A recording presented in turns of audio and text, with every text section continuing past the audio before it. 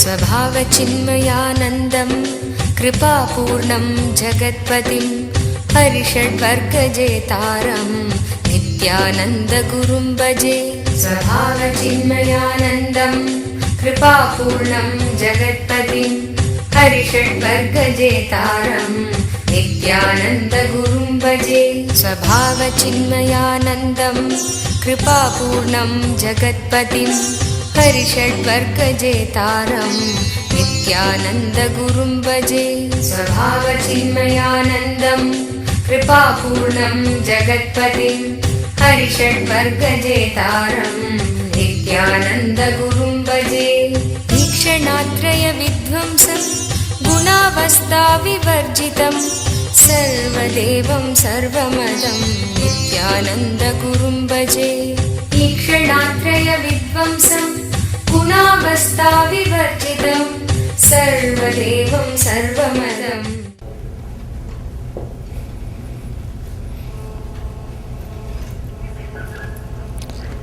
सदाशिवसमारम्भां शङ्कराचार्यमध्यमाम् अस्मदाचार्यपर्यन्तं वन्दे गुरुपरम्पराम्।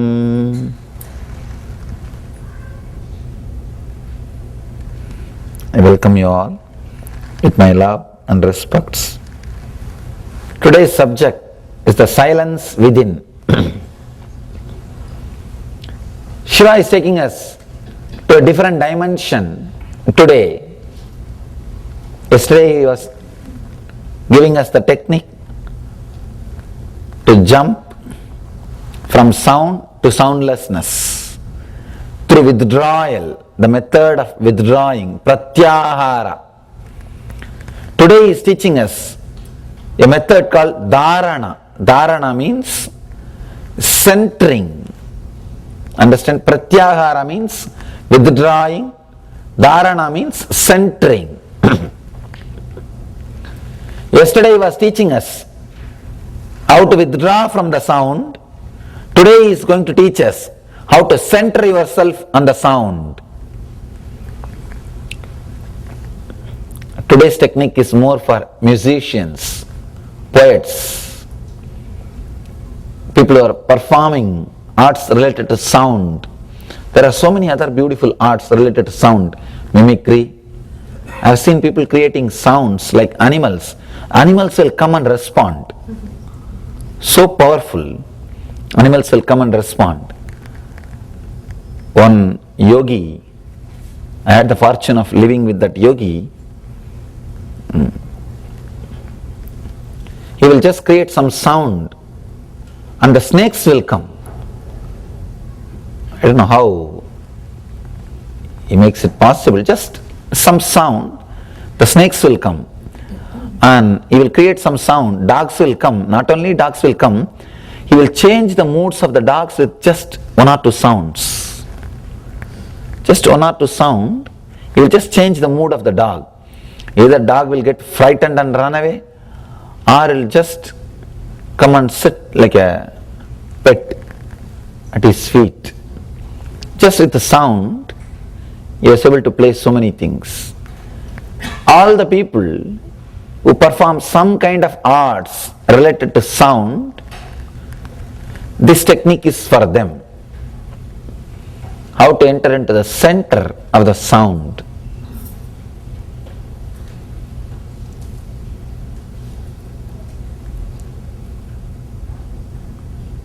One beautiful example you need to understand. Pratyahara will not be successful always. Pratyahara means moving away, withdrawal. Withdrawal from the vision, seeing, light is possible. If you close your eyes, it will become possible. But withdrawal from sound, just closing your ears will not work. Unfortunately, that is the one sense which you can't close, which is open. You can't be putting your ears, your hands all the time, or you can't be using the earplug all the time. Even if you use the earplugs, you will be just waiting for some sound to disturb you.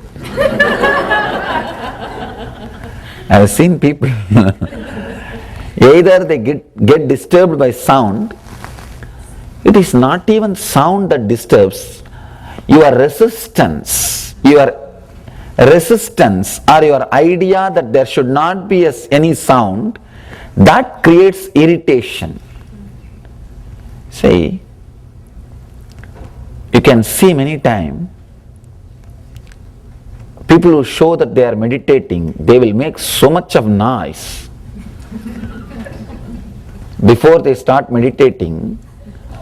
They will tell you, keep quiet, do this, stop that, stop that, stop that. They will go around and make the whole house topsy-turvy.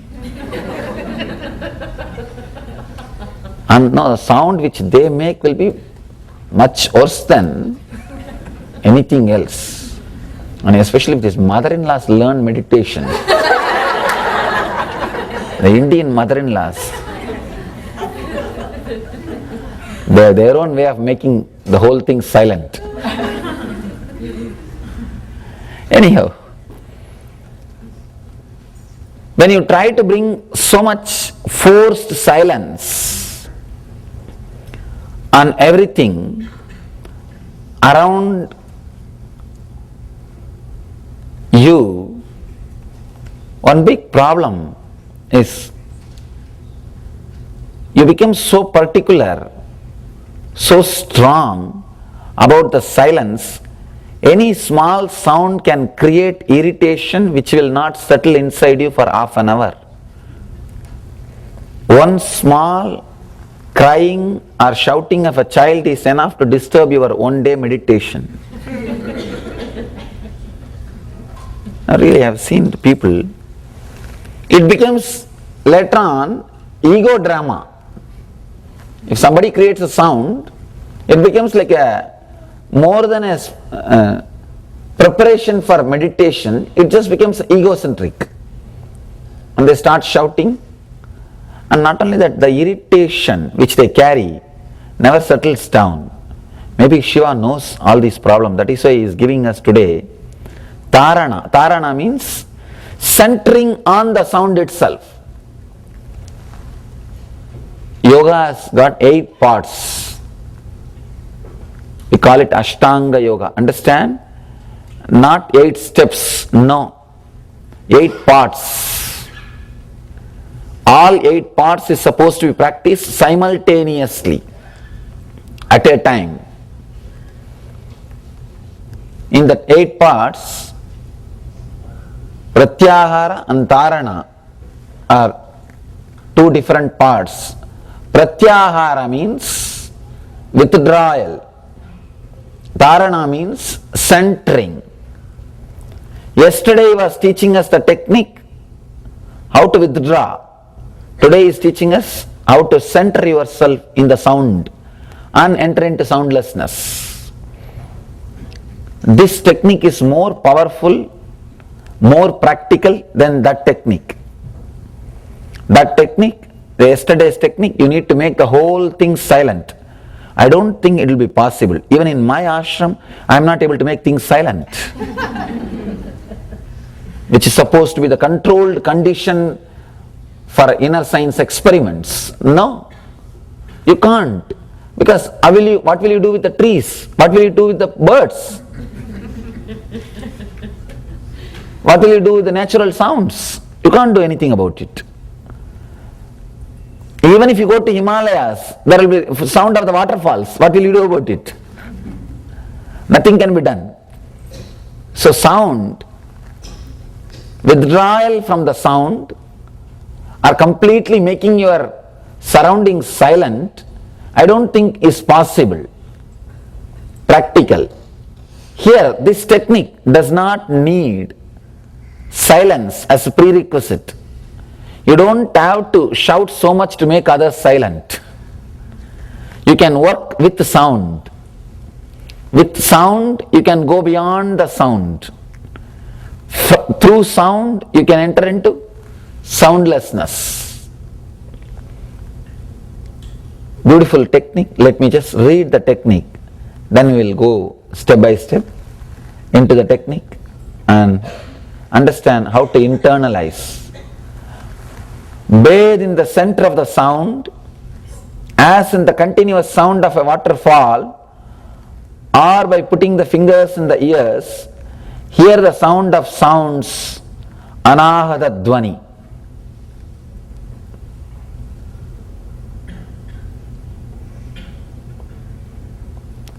All the great scriptures, whether it is Vedic hymns or Bible words or Buddhist Dhammasutra, all great scriptures agree on one point. From sound the whole universe originated. The root of the matter, the root of the existence is sound. In Sanskrit we call Nada Brahma, means the sound which is the root for whole existence, whole cosmos. That is what we call Anahata Dvani. Ahata means created by striking. Anahata means uncreated, unstruck. Sound which is not created by striking any two object. Unstruck is what we call Anahata Dvani. Here Mahadeva is giving us the technique to experience the Anahata Dvani. If you can touch the Anahata Dvani, uncreated sound, even once, you will never be disturbed by anything from the outer world. Anything in the outer world. I was with a great sadhu in the young age. Once he invited me to go to a nearby place. Usually in India they will go by walk to many temples, pilgrimage centers. He invited me, let's go for a yatra, pilgrimage. I said, let's go. It used to be a fun picnic, and being away from home is always fun. Because first thing, you don't need to go to school, no need for any routine, and especially in the young age when you have health, it's really fun. I said, let's go. We were traveling on a small boat, crossing a river. Suddenly the current was so strong, the boatman did not realize the current was very strong, and he rowed the boat in that strong current. And I saw very clearly the boat has started going along with the flow. Means the boatman has lost the control.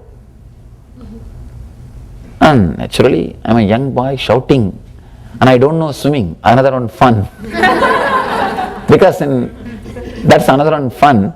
Usually the village kids will be taught swimming at the age of 5, 6 itself. When they put me in the water first time, I told them, no, I am a sannyasi, I can't learn swimming. Traditionally a Swami can't swim, should not swim. There's a belief, you are not supposed to learn swimming, you are not supposed to cross the river, traditional belief. So I said, I won't learn. And now you being a Swami is not going to save your life. Knowing swimming only will save. So I was somehow uncomfortable and completely shaken. This sadhu was so quiet, completely relaxed, not disturbed at all. One thing, he knows swimming. Second thing, even if he knows swimming, he is going to be answerable to my parents, because my parents know that he only took me from the home. But this guy was not perturbed. And one more thing if I have to add, Even if you know swimming, it was a very strong current, you can't come out of it. Such strong current. Because the boatman himself is not able to manage that strong current. But this sadhu is very strong. Somehow he managed to hold the boat and center, balance the whole thing, and he brought us out. After that I asked him, why you are not disturbed at all, not perturbed? What were you doing? How could you be so center? Understand, it is a very powerful answer which has become mantra in me. And with this one technique, I can say after that nothing was able to shake me. This incident happened around the age of 10 or 11, and of course 22 I became enlightened. After enlightenment nothing can shake you, that is different. But from that 11 to 22, this technique was such a great help for me. Nothing was able to shake. It may look little impractical, or it may look like foolish. Anything great or intelligent always looks abnormal in the initial level. Now in the initial level it will always look abnormal or impractical. It was such a powerful answer. I asked him, how did you manage to keep yourself so cool, stable in that situation? See, he may be sure that he won't die. He may not die, but falling into the river and even swimming and coming out is going to be a lot of anxiety. Is going to be a lot of insecurity. See, you don't have to have life-threatening thing to disturb you. Just a small sound is enough for most of us. And being so calm and centered, even his breathing did not shift or alter. It was so serene, relaxed, completely balanced. That was shocking. See, hiding your fear from the face or from the others is easy. If you are little intelligent, you can manage that game. But not even the breathe, even your breath has not taken a shift. It is there, balanced, beautifully flowing, as innocent way as it used to be. That's really something need to learn. He answered, no, whenever I see something happening around me, I know everything merges into one sound. Everything, even my life or my death, everything merges into one sound. So that imbalancing, when that boat became imbalanced, the gushing sound of the water, the stream, reminded me of that sound. I just relaxed into that sound. I just centered myself into that sound. When I relaxed into that sound, two things happened. One, I didn't have any stress, fear stroke, panic attack, disturbance. Second thing, suddenly I saw the whole stream energy supporting me. Suddenly I saw the water below me is not my enemy. It is a ground holding me.